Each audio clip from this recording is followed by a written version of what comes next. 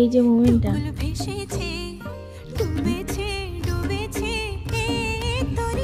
এই যে মোমেন্টটা,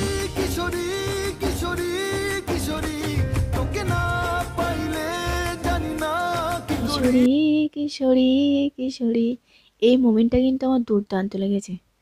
hello everyone, welcome back to my channel the Ashtami gallery. আমি অষ্টমী, তোমাদের সঙ্গে এখন আমি কথা বলবো দেবদার এই খাদান সিনেমার কিশোরী গানটা নিয়ে, যেটা কয়েকদিন আগেই রিলিজ হয়ে গেল। তো আমার কাছে এই গানটা স্পেশালি কেমন লাগে, গানটা আমার খুবই ভালো লেগেছে।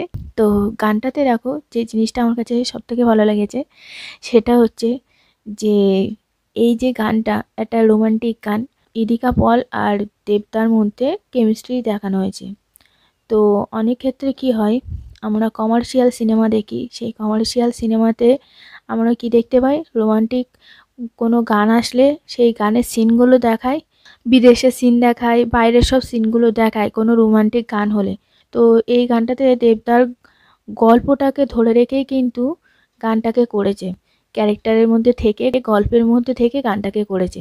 এই গল্পটা যে কয়লার খনিকে কেন্দ্র করেই যে সিনেমাটা তৈরি করা হয়েছে, সেটা কিন্তু এই গানটার মধ্যেও কিন্তু সেই বিষয়টা রেখেছে। এই বিষয়টা আমার সত্যিই ভালো লেগেছে। তারপরে এইখানে যে কালচারটা তুলে ধরেছে, আমার সবথেকে বেশি ভালো লেগেছে এই কালচারটা, আদিবাসীদের কালচারটাকে কিন্তু খুব সুন্দরভাবে এখানে তুলে ধরেছে।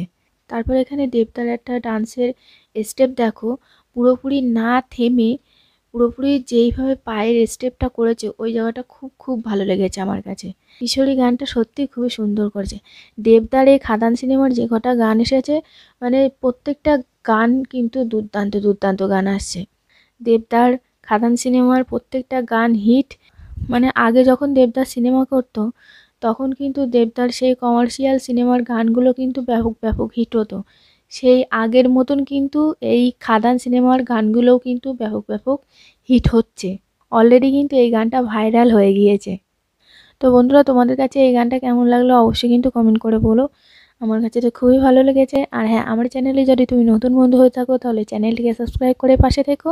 তাহলে তোমাদের সঙ্গে দেখা হচ্ছে নেক্সট কোনো ভিডিওতে। টাটা।